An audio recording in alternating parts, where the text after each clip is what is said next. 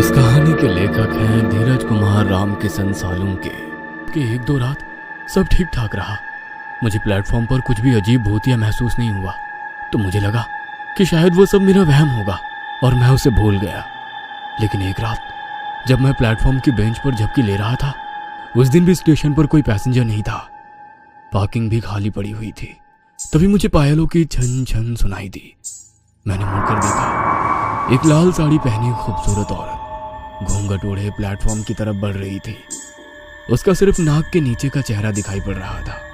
उसकी नाक तीखी थी और रंग गोरा था।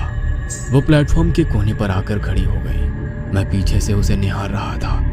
तभी दूसरे ट्रेन की हॉर्न की आवाज सुनाई देने लगी। वो औरत ट्रेन की तरफ देख रही थी। ट्रेन पास आई और प्लेटफॉर्म के पास आते ही उसने प्लेटफॉर्म से ट्रैक पर छलांग लगाई और वो चलते ट्रेन के नीचे कुचल गई।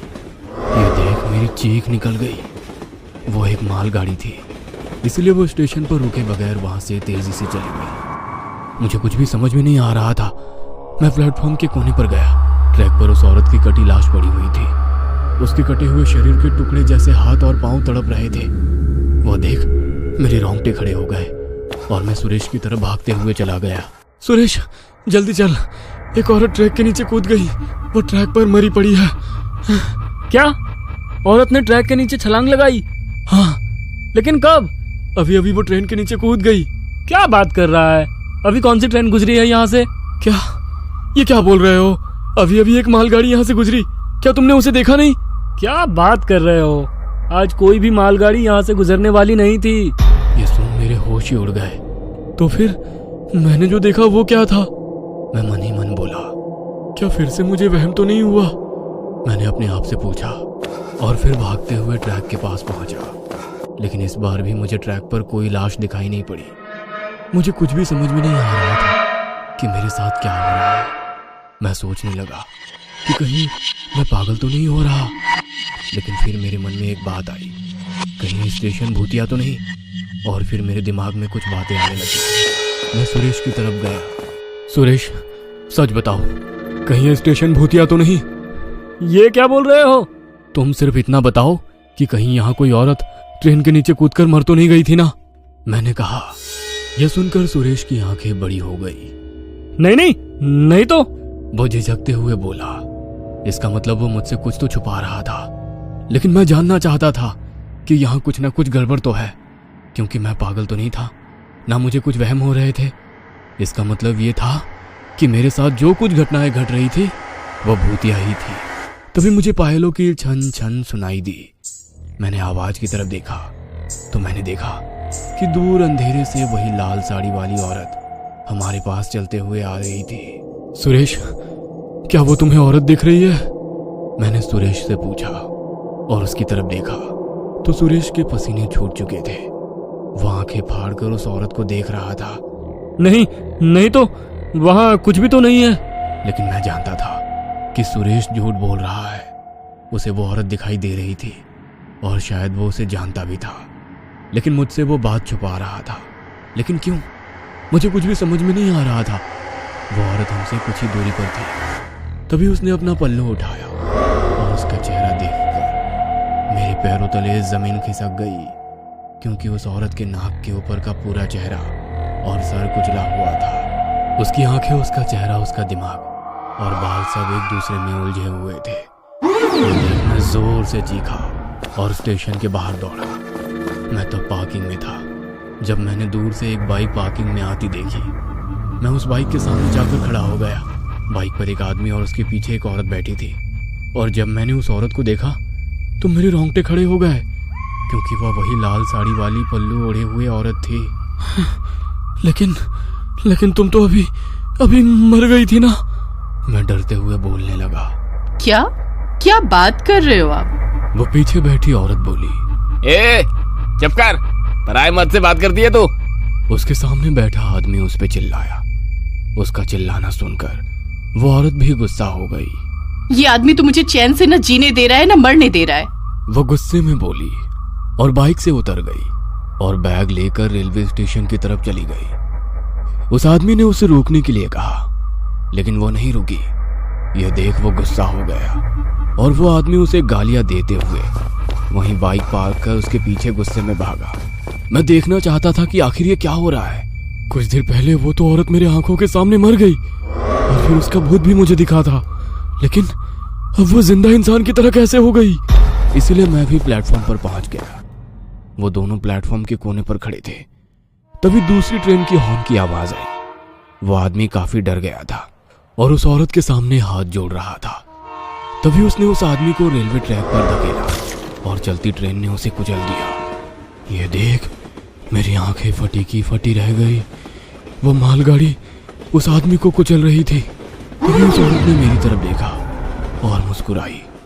तभी एक हवा का झोंका आया और उसका पल्लू उसके सर से उड़ गया और फिर मुझे दिखाई दिया उसका कुचला हुआ आधा चेहरा और सर। इसका मतलब वो सच में भूत, प्रेत या फिर आत्मा थी। तभी मैंने देखा कि प्लेटफॉर्म की बाईं तरफ से वो गला कटा हुआ छोटा बच्चा मेरी तरफ चलते हुए आ रहा था। दूसरी ओर से वो बूढ़ा सरकटा आदमी मेरी तरफ रोते हुए आ रहा था। तभी मालगाड़ी की सभी बोगियां वहां से चली गई और ट्रैक से उस औरत का पति भी खड़ा हो गया और प्लेटफॉर्म पर चढ़ गया।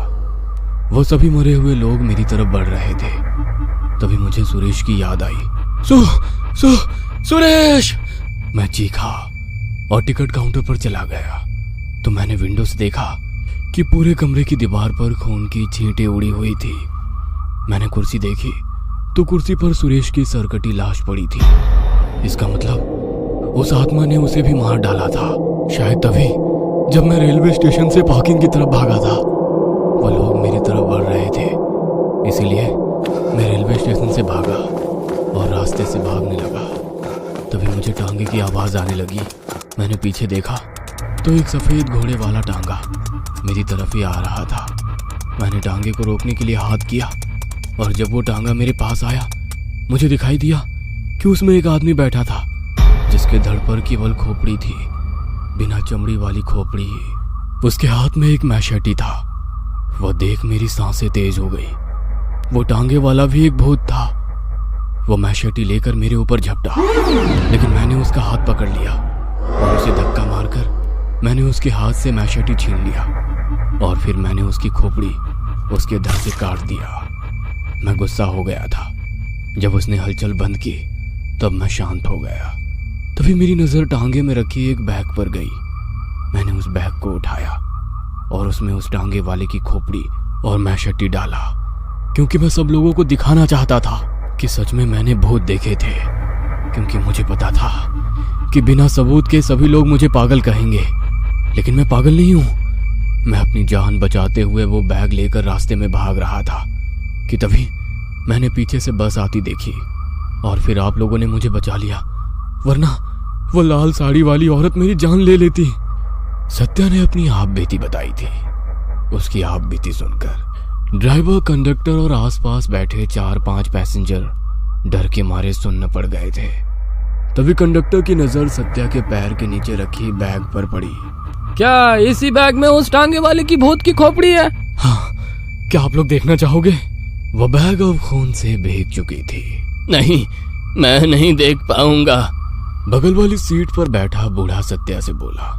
तभी बस के पीछे से एक गाड़ी जोर जोर से हॉर्न मारने लगी। ड्राइवर उस कार से तंग आ गया था। शायद वो कार वाले उस बस को रोकने के लिए कह रहे थे। ड्राइवर ने बस की स्पीड धीमी की। तभी वो कार आगे निकल गई और उसने रास्ता रोक लिया। ड्राइवर ने बस रोक दी। तभी उस कार से 2 आदमी नीचे उतरे। कंडक्टर ने दरवाजा खोला। वैसे वो आदमी बस में चढ़ गए और पीछे की सीट की तरफ चले गए। कौन है ये लोग? शायद पैसेंजर्स हो। तभी एक आदमी ने सत्या की गर्दन पीछे से पकड़ ली और उसे दबोच लिया। सत्या के हाथ बैग की तरफ जाने लगे। उसने बैग उठाकर बैग खोली और उसमें से मैशेटी हाथ में लिया। तभी बस में चढ़े दूसरे आदमी ने उसका मैशेटी वाला हाथ पकड़ा और सत्या के हाथों से बैग नीचे गिर गया। बैग नीचे गिरते ही उसमें से एक आदमी का कटा सर नीचे गिर गया। वो कटा सर देख पैसेंजर्स की चीख निकल गई। बस में चढ़े 2 आदमियों ने सत्या को दबोच लिया। उसमें से एक आदमी चिल्लाया, शांत हो जाओ सब लोग, ये आदमी पागल है। कुछ दिन पहले पागल खाने से भागा था और इसने अभी कुछ दूरी पर रास्ते पर एक कार वाले का खून किया है और उसका सर काटकर बैग में रखकर वहां से भाग निकला। यह सुनकर ड्राइवर, कंडक्टर और बस में बैठे सभी पैसेंजर्स के होश उड़ गए। इसका मतलब सत्या क्या पागल था और वो टांगे वाले भूत को नहीं बल्कि एक कार ड्राइवर को मारकर उसका सर बैग में लेकर भाग रहा था। यह सुन सत्या पागलों की तरह चीखने लगा। पागल नहीं हूं मैं, पागल नहीं हूं मैं। वो लाल साड़ी वाली औरत सच में है, वो सच में है। उन लोगों ने सत्या को दबोच लिया था, जिसके बाद उन्होंने उसके हाथ पांव रस्सी से बांधकर उसे कार में बिठा दिया। लेकिन ड्राइवर और कंडक्टर को सत्या की पूरी कहानी सुननी थी कि असल में वो पागल कैसे हुआ और वो जिस रेलवे स्टेशन का किस्सा सुना रहा था उसका आखिर मामला क्या था। उन्होंने उन दो आदमियों को सत्या के बारे में पूछा।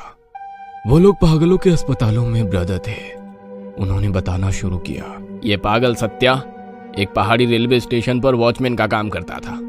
लोग कहते हैं कि वो स्टेशन भूतिया है। कुछ सालों पहले एक पति और पत्नी उस रेलवे स्टेशन पर आए थे। उन दोनों का स्टेशन पर झगड़ा हुआ और पति ने पत्नी को चलती ट्रेन के नीचे फेंक दिया। वो औरत प्लेटफॉर्म के आगे वाली ट्रैक पर ही ट्रेन के नीचे आकर मर गई। उसके मरने के कुछ दिन गुजर जाने के बाद उसके पति ने अचानक प्लेटफॉर्म से ट्रेन के आगे छलांग लगाई और उसकी भी मौत हो गई। लोग कहते हैं कि उसकी बीवी की आत्मा ने ही उसे खुदकुशी करने के लिए मजबूर किया था।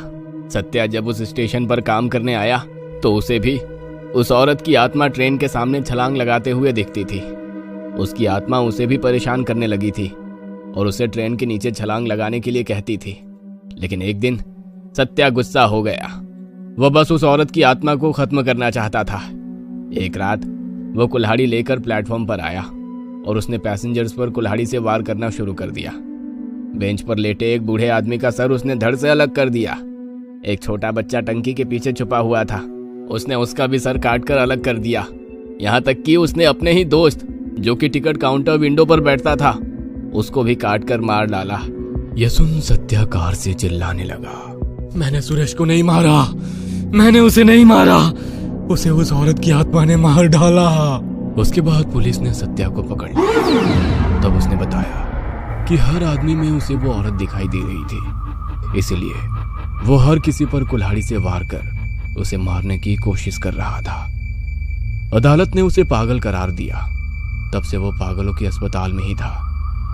अभी कुछ 4-5 दिन पहले वो वहां से भागा था। सत्या के बारे में सुनकर ड्राइवर और कंडक्टर का घसा सूख गया था, क्योंकि वो भी सत्या से बचे थे।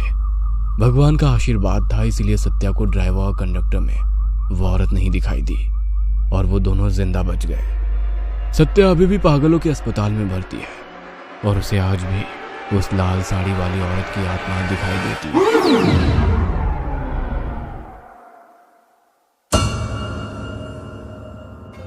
ये कहानी आपको अच्छी लगी हो तो हमें सब्सक्राइब करें, हमारा इंस्टाग्राम और फेसबुक पेज जरूर फॉलो करें। और हाँ दोस्तों, सब्सक्राइब करना भूलना मत।